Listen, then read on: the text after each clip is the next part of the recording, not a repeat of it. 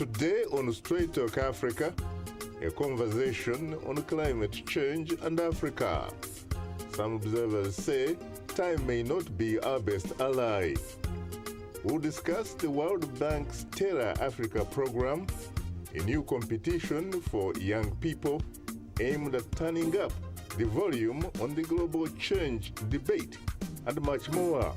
Coming up next, right here on Straight Talk Africa. Hello, welcome to Straight Talk Africa, live from the Voice of America studios here in Washington. It's Wednesday, October 24th. I am Shaka Sali. Today on Straight Talk Africa, we'll talk about the implications of climate change in Africa. While most in the scientific community say it's time to stop talking and begin walking the walk when it comes to environmental degradation, others still question global warming as a human-induced phenomenon. It has been established that, globally, average temperatures are slowly rising, and that spells bad news for Africa and the planet. My colleague Paul Cisco reports. For decades, some of the most respected people on the planet have warned, proposed, even pleaded that more be done and action taken to better protect the global environment. This is one problem that is our problem. It's not going to help to have billions of dollars. You're going to drown if you don't act. We're going down the tube together. I would urge all the countries to come out with a more ambitious target. There has to be, as I said, a fund and resources available to support the poorer nations. By the time we all realize what is happening and feel the negative impacts of it, it may be too late. And nothing is going to save us unless we accept that we belong together.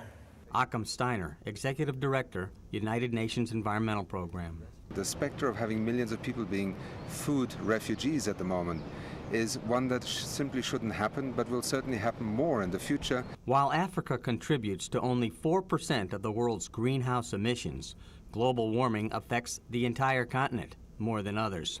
Fatima Denton says climate change is causing extreme events. You know, there are pockets of droughts and, floods at the same time. And it's testing, farmers in terms of their coping strategies.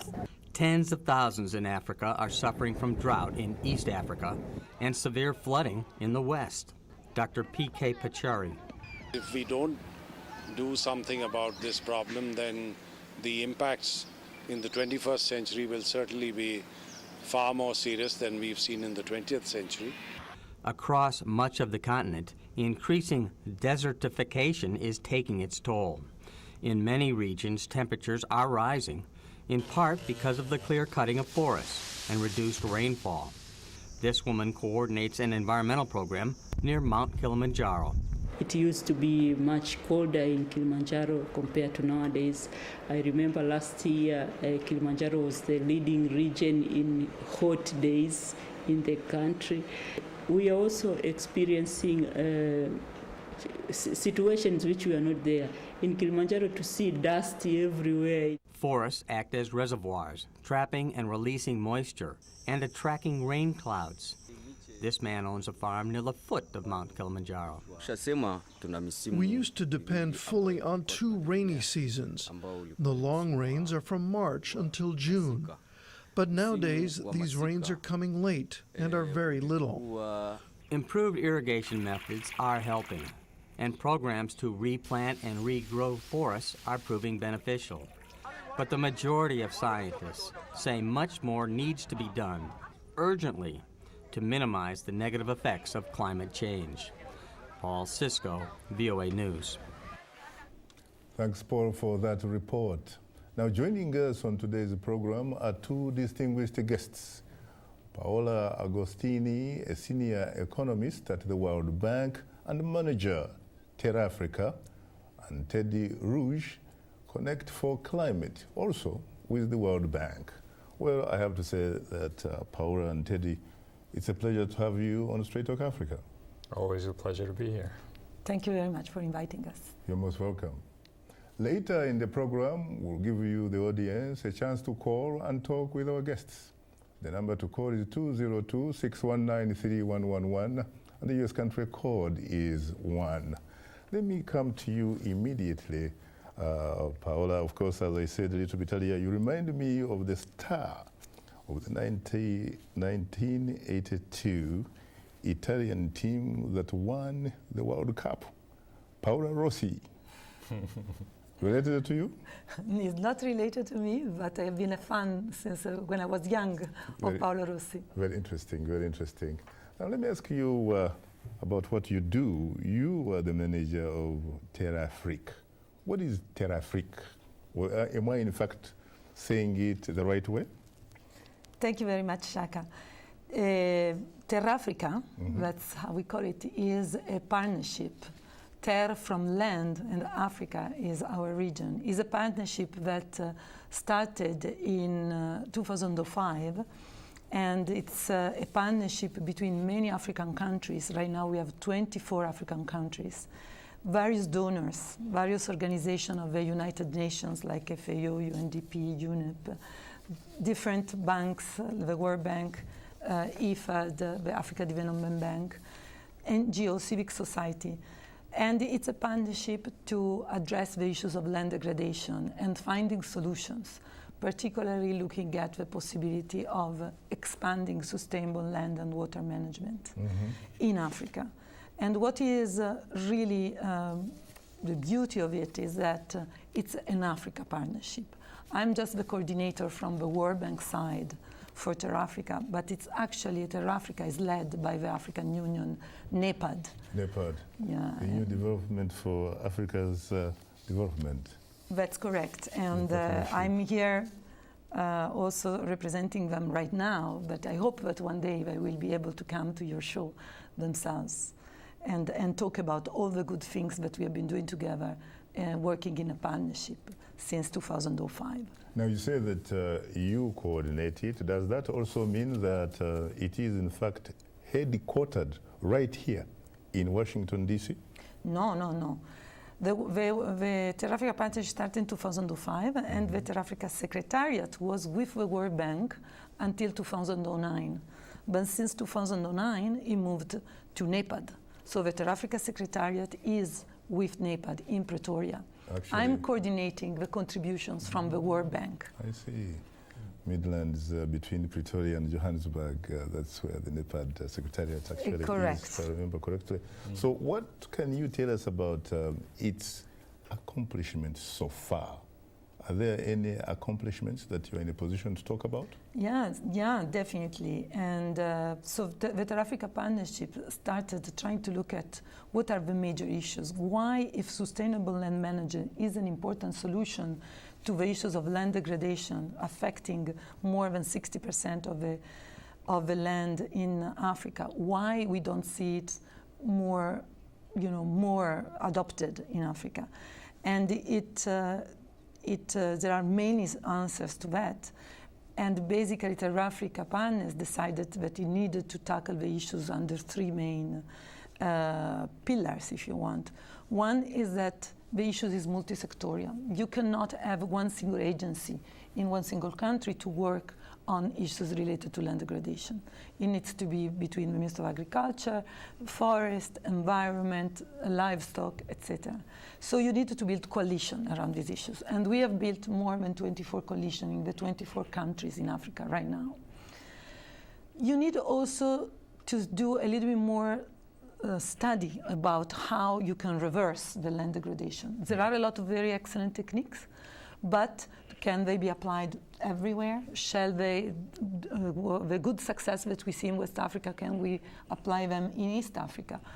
A lot of farmers have an incredible knowledge that is not recorded anywhere on books, that needs to be brought to the surface. So there is a major pillar on knowledge management.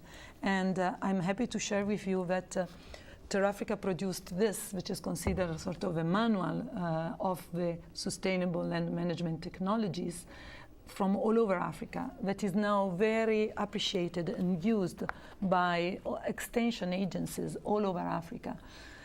And we have produced a lot of our knowledge, really going into the countries and talking to farmers. For example, one of the best examples is conservation agriculture in Zambia.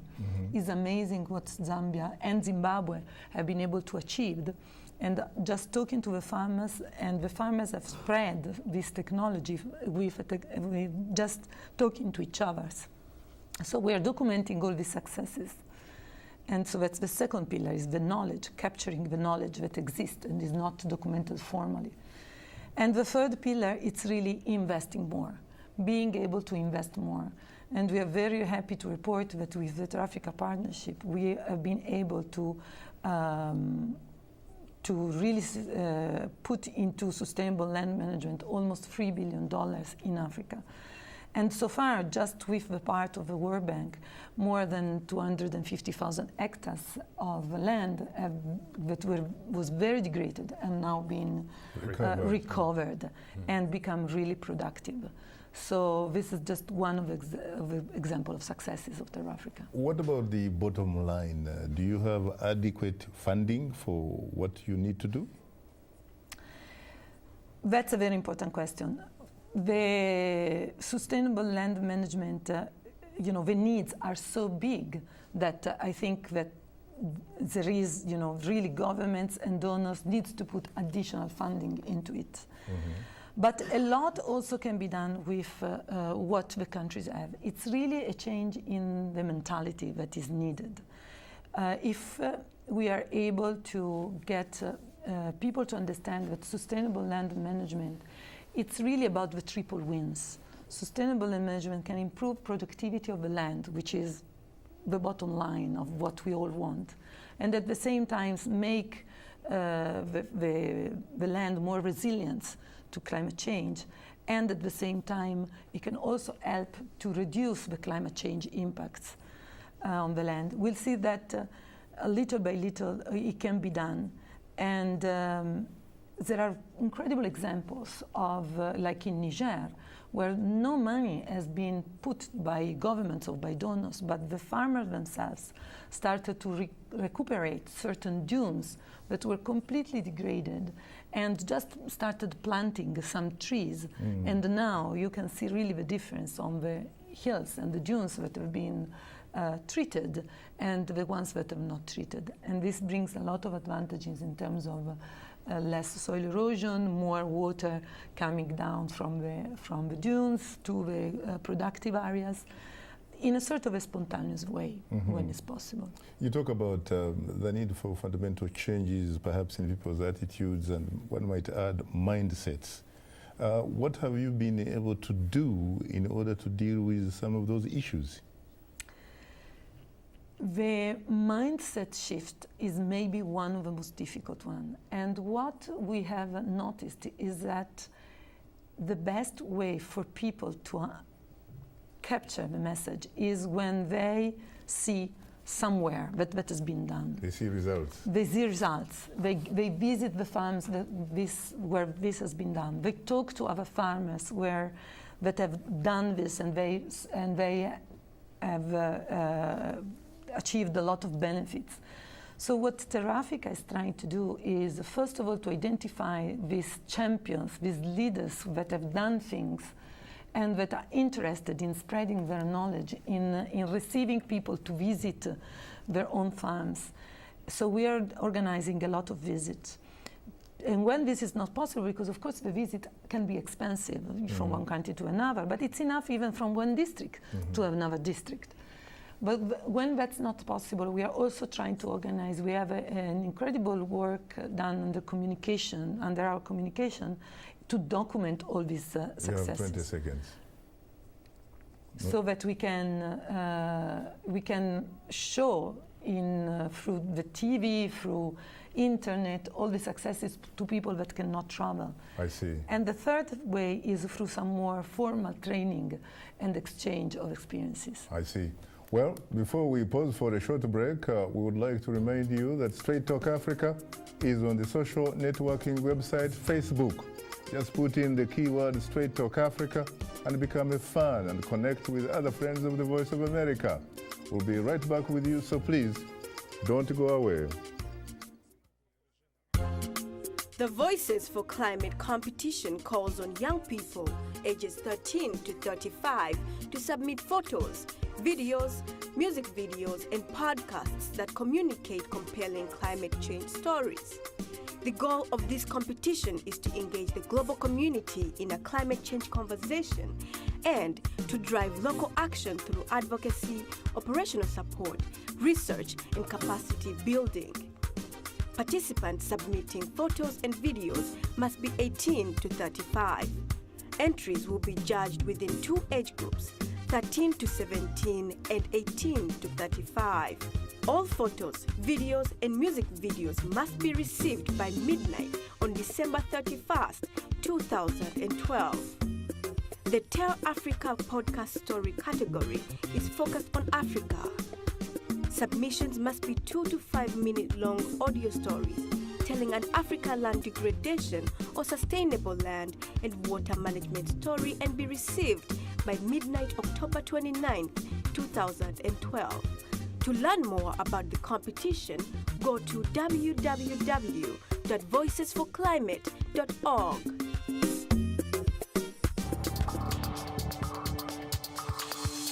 Whether you live in Somalia, Senegal, Nigeria, or Zimbabwe, from every corner of sub-Saharan Africa, turn to us for information and experts to help you improve health and life, for you and your family, for your health. Africa Health Network, only on VOA. This is Straight Talk Africa on the Voice of America. What's your opinion about today's topic? Call us at 202-619-3111, U.S. country code 1. When you call, please remember, ask only one question, keep it very brief, and turn down the volume on your radio or television. And now, let's go back to Straight Talk Africa. Thank you very much, Iman Iragavira Shaka, and of course we are back here in Studio 47. Let me come to you, Teddy. How are you? How have you been?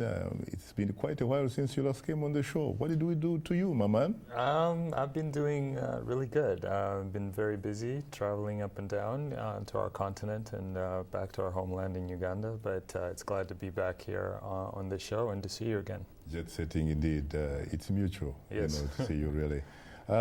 Ted, tell us a little bit about this program that you are associated with, the Connect for Climate. What exactly does it mean? Give us a sense as to really what it means in a layperson's language.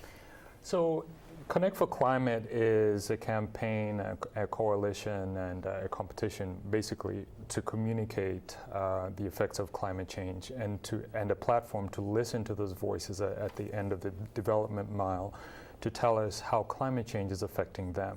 But not necessarily just to listen about how it's affecting them, but also to crowdsource some innovative solutions that we may never hear from in terms of climate change mitigation strategies from individuals on the ground.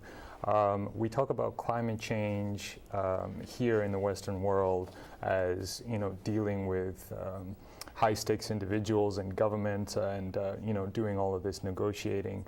But at the end of the day, it's that farmer, it's that entrepreneur on the ground who relies on the environment. And we want to hear from him, how has the change in the climate affected you and your livelihood and your community and your country? So those stories need to match the data. They need to come to the fore. So that's what our platform is.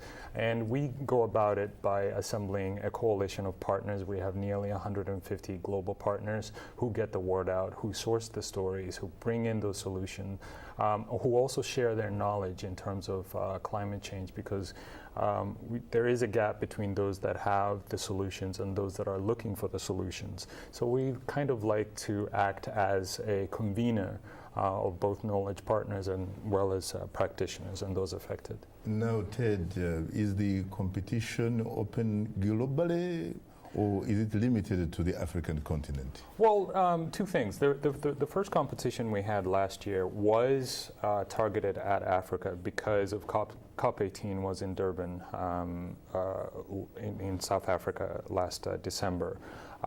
And through the use of social media, we saw an opportunity to engage African youth to really hear their voices, to aggregate their voices on climate change and how the continent is affected, and take those stories to Durban. You know, a lot of people said that wouldn't be possible, but we were able to aggregate stories from all the African countries, and you know, never before would that have been available without the use of social media. I mean, we were really canvassing the continent to hear the best climate change stories and videos out of the continent. We got over 700 submissions in photos, near over 50 videos that were sent in. So Africa's youth, I mean, if you look at the demographics, they're growing up with this technology and the ability to be able to tell you what's going on the ground. So we took that success and we were really excited about it and said, what if we took that globally? What if we heard about, you know, from all of the other youth around the world? Because if it's one thing that unites us, it's climate. You know, whether you're here in DC, in New York, or, you know, like my mother who is listening right now in Masindi. Really? Yeah, we are, you know, we are under the same umbrella of climate and everything that affects us, but we also know that the continent is affected the most. So this is how we ended up partnering with TerrAfrica and saying, these are the solutions that you're doing on the ground. Let's use this platform to actually get stories back from the continent, recording and talking about and sharing that knowledge in terms of, I mean, you were talking about earlier about the farmers in, was it Mali? Or the farmers in Zambia. In Zambia, who were, you know, self-started this project to reclaim their hills and be able to do these stories. We want to hear those stories because by sharing that, we're hoping that it motivates other people around the world to say, well, if they can do it, perhaps we can do it also. So the competition that we have on now, Voices for Climate, is basically a global attempt to, you know, get photos, videos, music videos, as well as radio podcasts. The one for TerrAfrica, we're looking for radio podcasts and basically tapping into the individuals that you reach out to and saying, send us a radio story about climate change in your community. And anybody from around the world can submit those stories, but they have to be about Africa. In the other categories, it's a global call to action, and we want to hear those stories. You talk about youth, but what about nailing it down to age brackets? Who is the sort of youth that qualifies for this particular competition you're talking about? So for the global part of the competition, anyone 13 to 35 can participate. For the TerrAfrica podcast stories, anyone 18 to 35 can participate. And I think it's important to actually note there's a sense of urgency for the TerrAfrica category. We have submissions, but time is running out for those that have the ability to send in their stories. They have until October 29th at midnight to submit those stories. And how can they reach you? They can reach and submit stories at voicesforclimate.org. They can reach you by what? Go to the website, voicesforclimate.org. Or are you asking how can they reach me personally? No. Well, by reaching you, I suppose they'll be reaching the competition. Indeed. What about, there's a question that I remember asking you a little bit earlier before we came on air. To what extent does your competition, for example, complement or supplement the work that is being done by people like your fellow panelist, Paola? Well, in a way, we look at it as a way to, there's a component of knowledge management that's attached to it. Is because by having the ability to crowdsource solutions, we can take those stories and solutions, innovative solutions that people are doing on the ground, and using their platform, they can replicate it because they have scale. And I think that's extremely powerful, because without a platform like Voices for Climate, we might not hear about some innovative solutions in some village somewhere. And with the use of social media technology and the ability to reach people who have never been heard before, I think that helps your project a lot more to be able to spread the effective solutions that are happening from the ground. Because we have to understand solutions are not only going to come from the top all the way down, we have to look at it from the other perspective, in that we have to open up the platform to be able to say, we want to crowdsource solutions from you as well, solutions that we can take from the ground all the way up. Let's go to the lifeline of the show, which are the telephone callers. Good evening, Samuel from Ghana. You are most welcome to Straight Talk Africa. Good evening, Dr. Chaka. I am hugely terrific, except that I don't think I like the idea of misleading people that I'm a doctor, because the last time I checked, I happen to have no clinic at all. So you have a clinic, and your patients are the listeners. I see. Thank you so much. Okay, Chaka, I want to say that, most of the climate change in Africa is due to environmental causes, like deforestation, environmental degradation, and population explosion. You understand?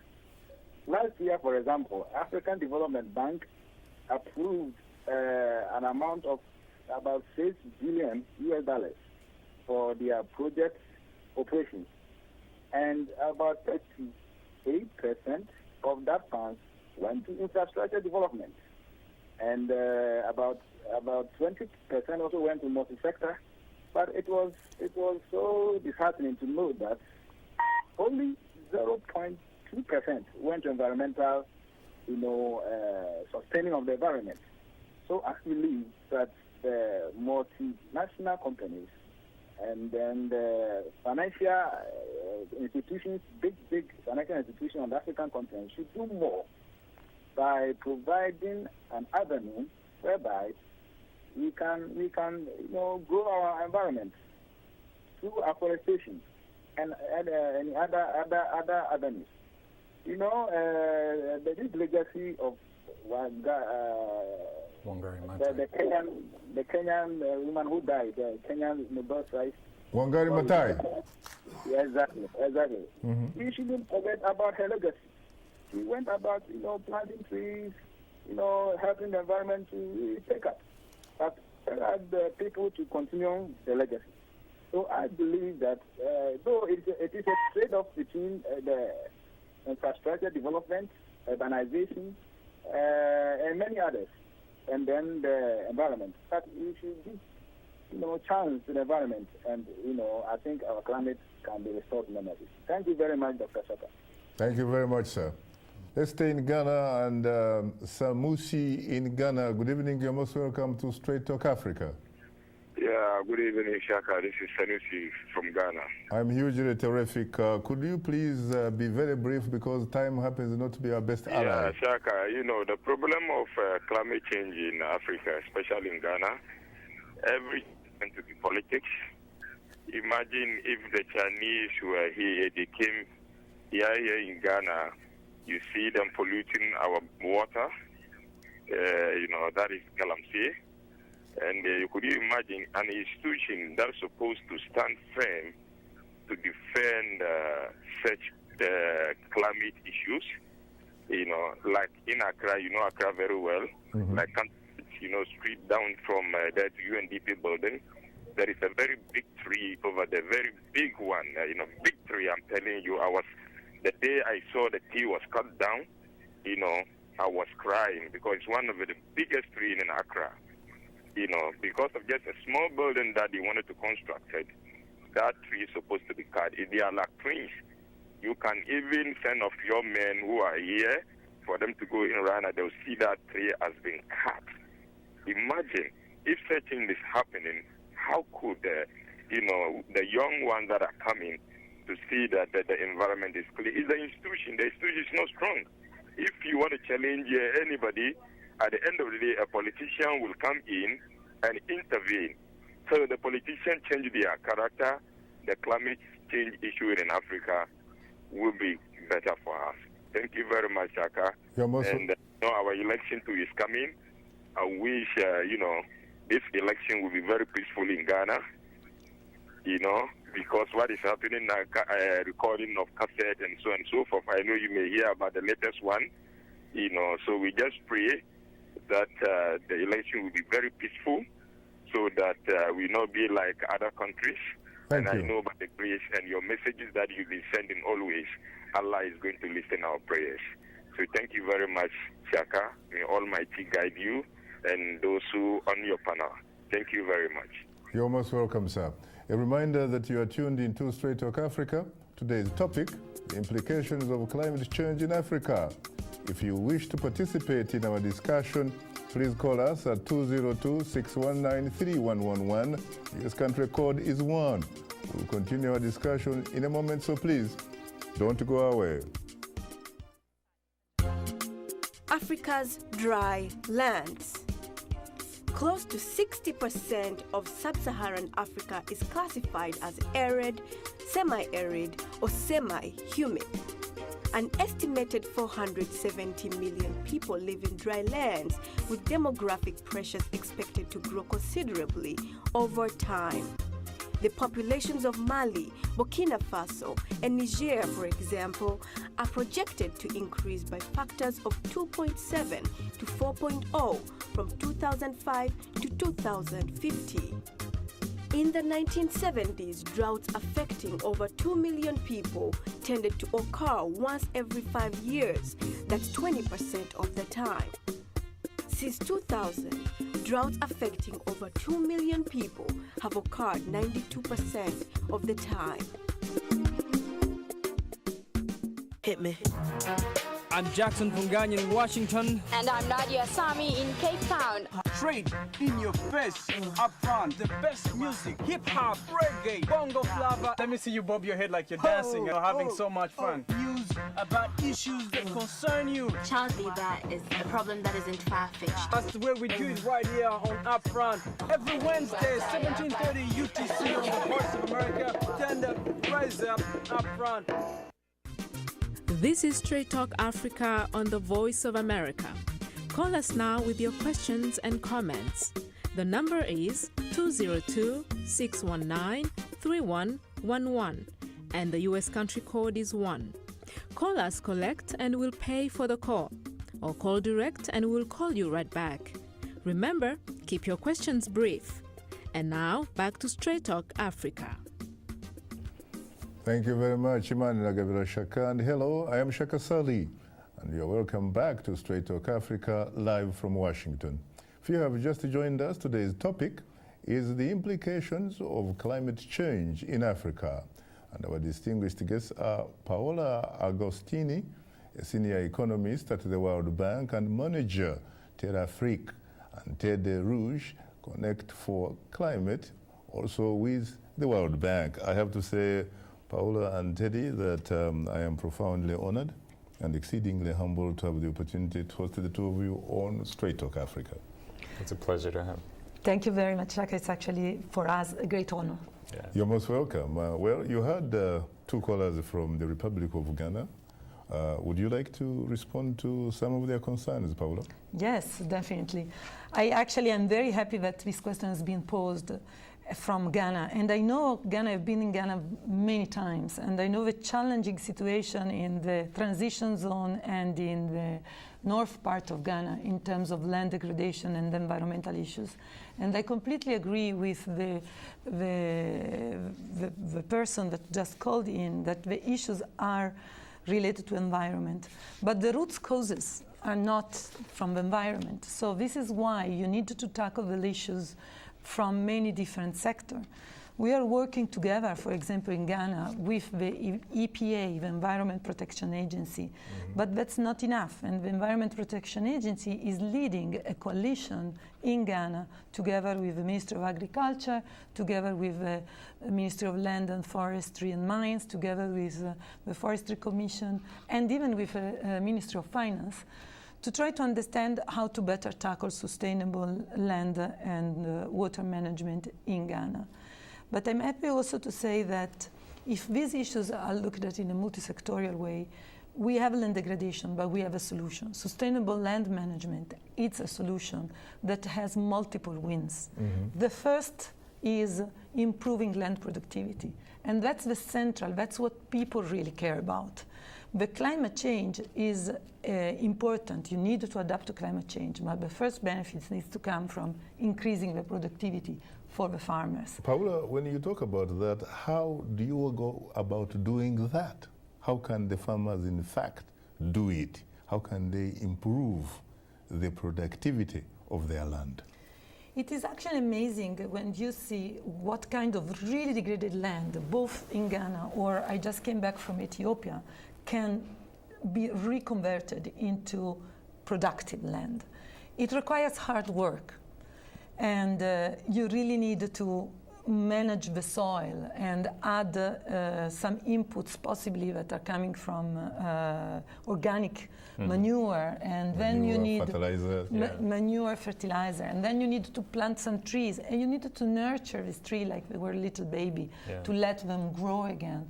And you need to build terracing, which allows the land, if you are on a steep hill, not to get eroded and destroyed. And you need to create for the waters certain canals so that there will not be a major runoff and major soil erosion. So there are a lot of techniques, but it is true that it takes a lot of efforts and a lot of times. And it's beautiful to see, like for example in Ethiopia, they have done it through community work. They set aside one day a week to really work on this piece of land which is fully degraded altogether. And when it is restored, the products that are harvested from there are shared. Now, Paula, you talk about your recent trip to Ethiopia. There are a lot of Ethiopians who have been complaining that the Ethiopian government has essentially been giving a lot of land to foreign corporations to get into commercial farming, in some cases, in fact, growing flowers for export to Europe and what have you. Are you aware of some of these concerns, that they are taking land from ordinary people? Well, we are definitely aware of that, and it's a major issue. The particular partnership I'm coordinating, which is the TerrAfrica partnership, works only with small farmers, and we work for the rehabilitation of land from being degraded into making it more sustainable and more productive. But we are definitely aware of them, and the bank, of course, shares the concerns about these issues. I see. Let me go to the lifeline of the show, and then I'll come to you, Teddy. Let's go to Nigeria. Good evening, Owodlo. You're most welcome to Straight Talk Africa. Good evening, Mr. Shaka. Good evening, our guests. I am terrific. How are you today? Mr. Shaka. We are fine. So, Mr. Shaka. Mr. Shaka, I want to find out from Madam Paula. The problem that is facing Nigeria now, which many of you must have had, or you have seen on the Nigerian television, I wish that Nigerian television could have linked up with this program, because we are facing a serious flood. Southeastern Nigeria, like Anambra State, have been washed away. There are worse heat, and we're talking about the North Central State, Makurdi, Kogi State. Now, I've seen what you have been saying and what you have been showing. What help can you people give Nigeria? Is it financially or advice? Because the meteorologists have told us now in Nigeria that rainfall will continue in Nigeria up to February next year. And this is something that has never happened in this country. For the past 62 years, Nigeria has been existing as a country.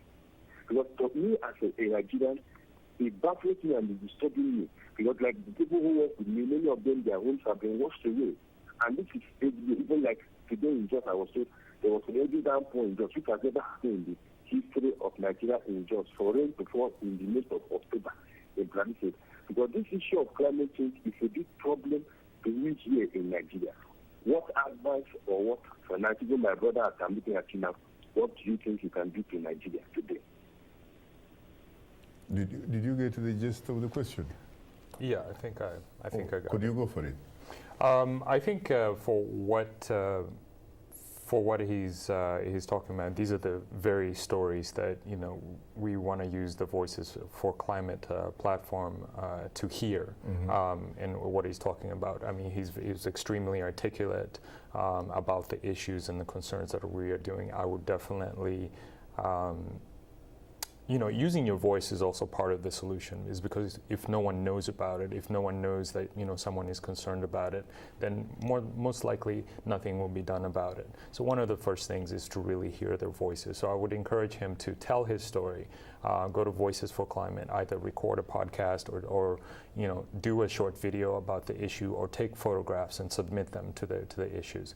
Because if we don't have those recorded messages, we don't have a way to share those to the individuals that we may be able to encounter, either in the Nigerian government or Nigerian civil services. We have partner organizations in Nigeria who are dealing with climate change issues. Perhaps we could connect those two to see what local action looks like and what local action can do. There's only so much we can do from here in Washington, but the best we can do for him is connect him to his peers right there on the ground who are actually working on solutions for this issue. I see.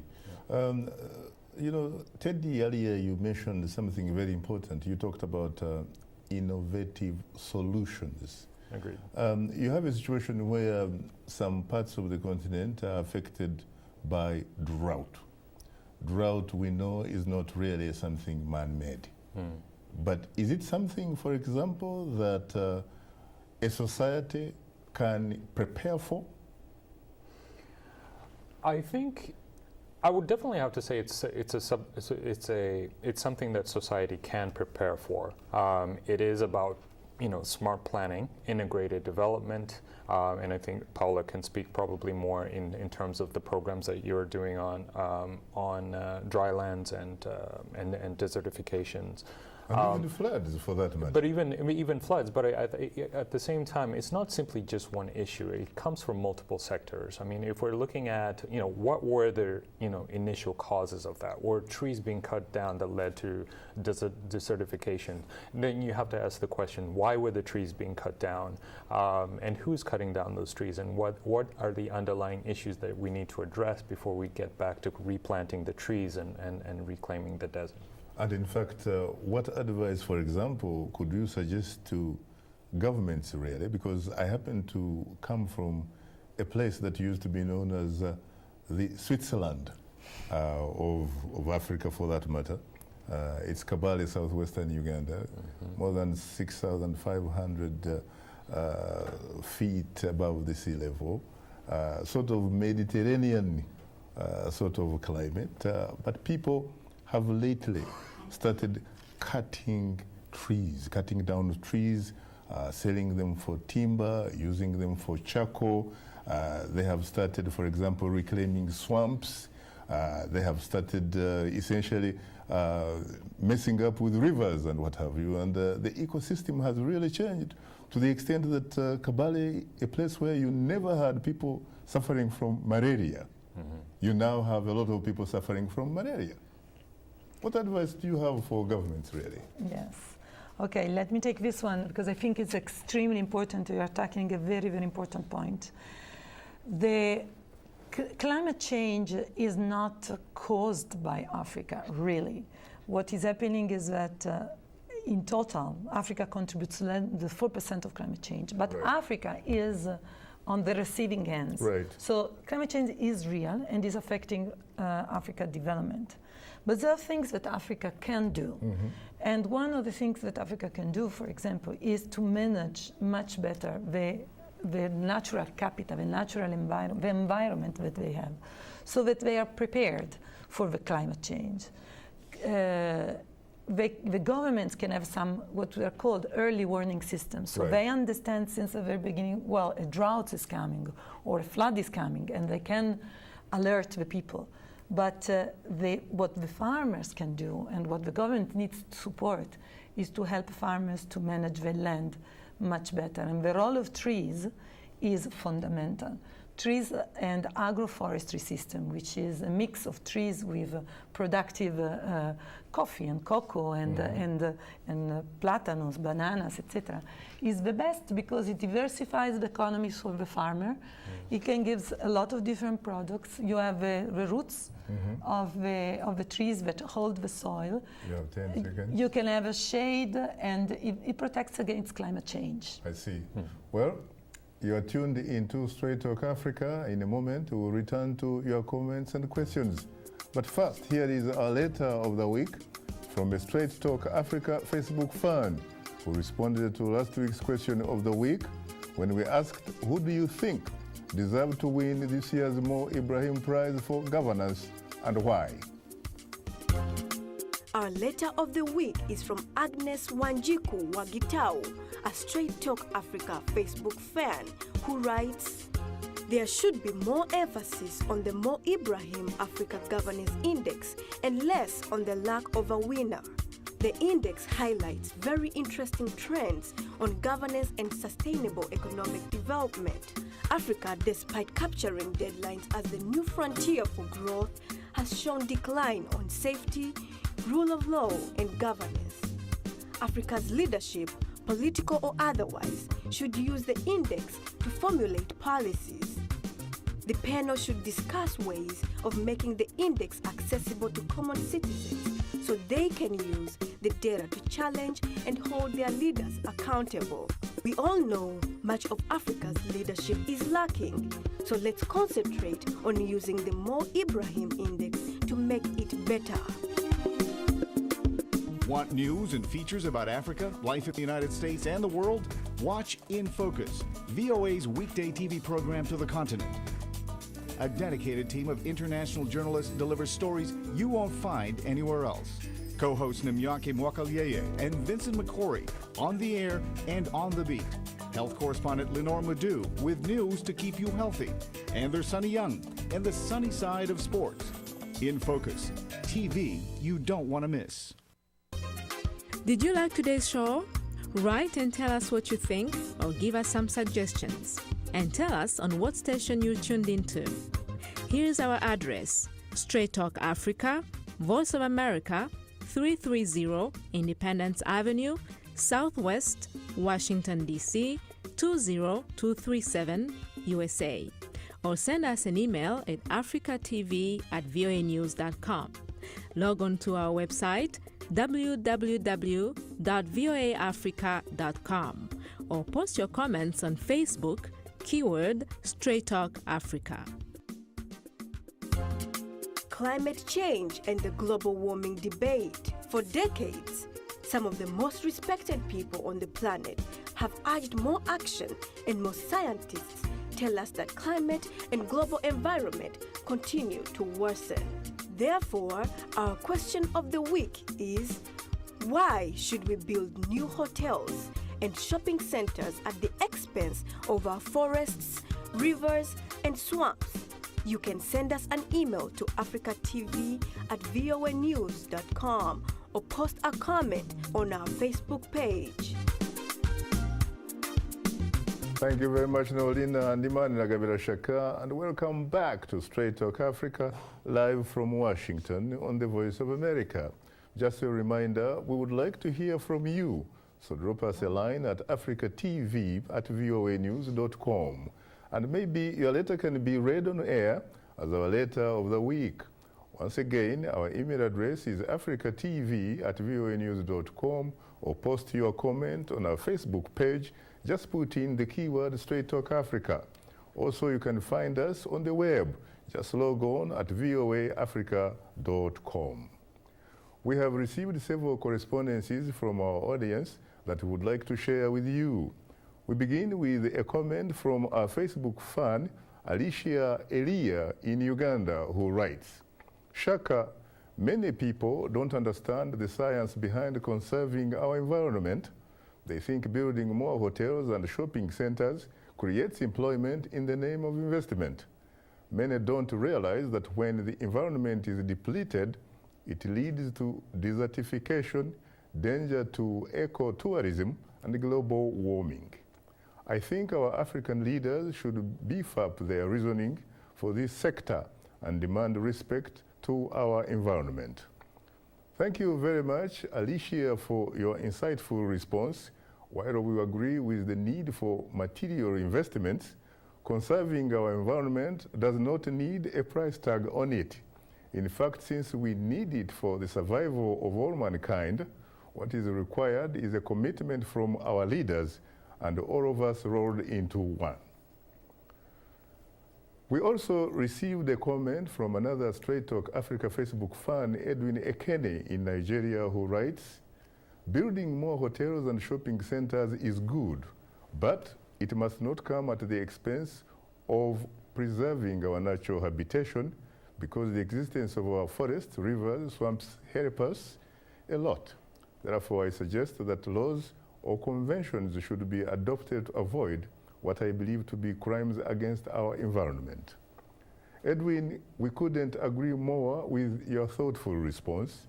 Indeed, one could argue that undermining the natural ecosystem is equivalent to committing crimes against humanity.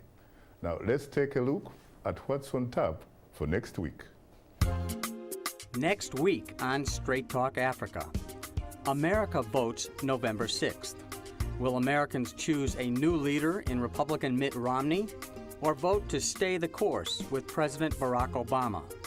And what will it all mean for America's friends and foes on the African continent?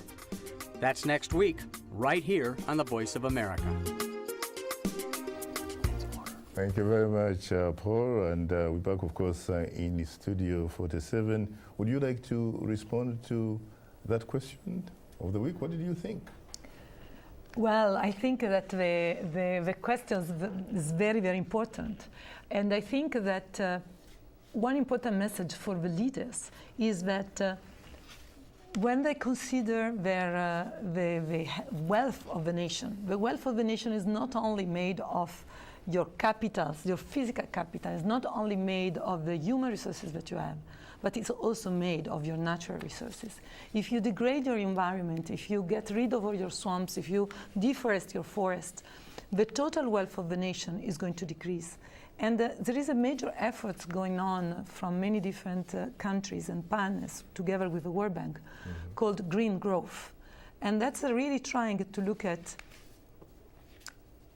the capital of a nation, not only in terms of the hotels and buildings that you have, but really the underlying sustainability of what you have in terms of the natural capital. And human capital, indeed.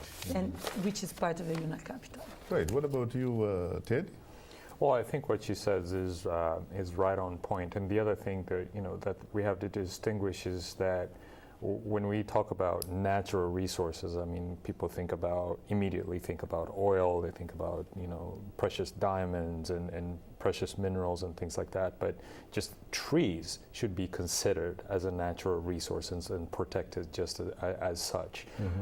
So in terms of development and sustainable development, we can't do it at the cost of Mother Earth. We can't do it at the cost of Mother Africa. We have to look at that as at the basis point. We protect the land first and then develop and make the rules. And really, we have to look at government to lead in that way, not necessarily the private sector, because without that, we won't have any standards for where people can play equally. African leaders talk about food security.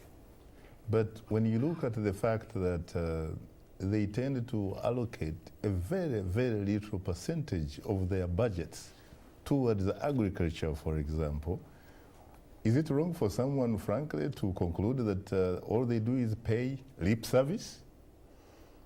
I would have to say that. But, for me as an African, and from the Pearl of Africa, pretty much anything grows. I think there is a sense of laziness to that perspective, because their assumption is anybody can eat. It's like we have fertile lands, anybody can eat. We don't necessarily need to pay any attention to agriculture. Can you still say that with confidence, really, especially in what you call the Pearl of Africa, which increasingly looks like a figment, frankly, of the Pearl of Africa? Yeah, I don't think we can think of it that way anymore. We need to think smarter in terms of how we invest in agriculture, and I think the figures are somewhere that 75% of our economy is driven by 80%. 80% is driven by agriculture. What we need to look at is how do we invest better into agriculture to make sure that those activities are sustainable, are green, as Paola said. But continue to help the people to, both to develop, as well as also continue to protect the environment. As a farmer myself in the Pearl of Africa, how I till the land, how I take care of it, how I look at the community, how all of that is integrated is important to me. And I think from a government all the way down to the villager should be knowledgeable. And I think spreading that knowledge is important. Let me take the last call from Nana in Ghana. Good evening, Nana. You are most welcome to Straight Talk Africa. You have 1 minute, please. Good evening, Shaka. I am terrific. How are you today? Come again? I am terrific. It looks like you Ghanaians have a down payment on the Straight Talk Africa telephone calls. Yes, Shaka. Most privileged to be talking on your show tonight. Thank you. Climate change in Africa, it's a problem that I think has gotten to do with much with the interest of the ruling governments who are controlling the land. It seems to me from this part that the president, the government, for their personal parochial interest, do not really care about the individual's lives on the land.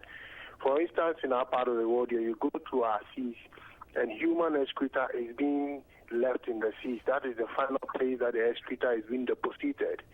And you wouldn't believe that we have schools in other parts of Africa and other parts of the country that are working around that area, but they do not mind. But then the excreta is left there, and the government sees nothing wrong with it, and it's not checked. It's just allowed to go messing up. Shaka, you wouldn't believe it, but look at Ghana here. We have been allowed, and Chinese come on our land, and they come and degrade the land, and they come and they dig gold. They dig gold and they go because the government goes to take loans from them, and they are just selling our pride, the pride of the African, to the Chinese. So climate change in this world has gotten to do with the personal parochial interest of a ruling government. Thank you. And Shaka, if we do not look at it this way, our elections this year is even. We are just praying to God for a peaceful elections because we do not trust that it will be peaceful. Because the government tells the international world that we can do it peacefully. But we here, we know that if measures are not taken, if the international world do not step in, we are afraid. Something bad might happen in Ghana could be like other countries in Africa. Thank you. Thank you very much, Nana. I'm afraid you have 10 seconds, Paolo. Okay, Nana, thank you very much for your question. I think that climate change is actually a global issue, but you need to find some local solutions as well. And the issues that we're posing with are issues related to land use planning that the government definitely needs to tackle and needs to have a good strategy of what part of the country should be under forest, under agriculture, under mining. I see. Well, on that note, thanks to our distinguished guests, Paola Agostini, a senior economist at the World Bank and manager TerrAfrica, and Ted DeRouge, Connect for Climate, also with the World Bank. Thanks to our affiliate stations, along with our viewers and listeners for tuning in. If you're listening to us on the Voice of America, Special English is coming up next. And tomorrow morning, it's Daybreak Africa with James Bate. On behalf of the Voice of America, thanks for tuning in to Straight Talk Africa. In the meantime, get better, not bitter. And please remember to keep the African hopes alive.